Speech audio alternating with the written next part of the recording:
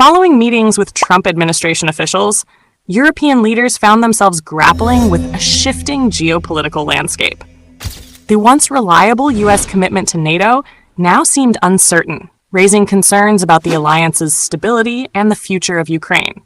Discussions with Defense Secretary Pete Hegseth suggested that a large-scale withdrawal of American troops from Europe was imminent, leaving European officials questioning not if, but how soon these changes would take effect. Adding to their unease was the fear that direct negotiations between President Trump and Vladimir Putin could lead to concessions favoring Russia, potentially reshaping the region's security dynamics.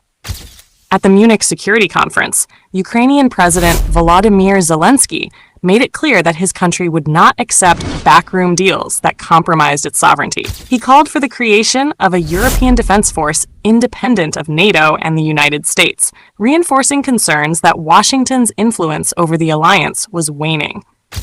In private discussions with Trump officials, Zelensky rejected a controversial proposal involving U.S. claims to Ukraine's mineral resources in exchange for continued wartime support.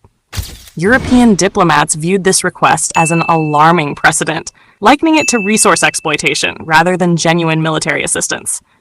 The growing divide between the U.S. and its European allies was particularly evident in the stark contrast between past and present American rhetoric on NATO.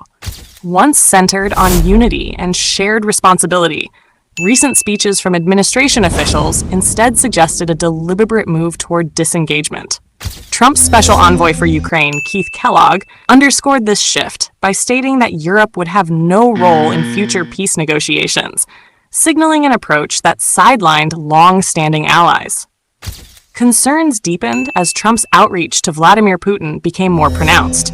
A private, unannounced 90-minute call between the two leaders raised alarms among European officials, who viewed it as a break from the previous administration's efforts to isolate Russia diplomatically. Meanwhile, Trump allies like Senator J.D. Vance engaged with far-right European factions that echoed Kremlin narratives, fueling speculation about a broader ideological realignment that could weaken NATO's cohesion. While no formal decisions on U.S. troop withdrawals had been made, discussions in Brussels indicated a shifting strategic focus. German Defense Minister Boris Pistorius acknowledged that Europe would need to compensate for any reduction in American military presence, but cautioned that adjusting capabilities would take time. NATO leaders expressed concerns that even with increased defense spending, replacing advanced U.S. military assets such as attack helicopters and satellite systems could take years, if not a decade. European leaders now face an uncertain future as they navigate the complexities of a less predictable transatlantic relationship. French President Emmanuel Macron has convened key European nations to discuss security measures, while leaders like Kaja Kallas have warned against underestimating the risks of appeasing Moscow. As NATO grapples with these challenges, the broader question remains: how will Europe adapt to a world where American support is no longer a given?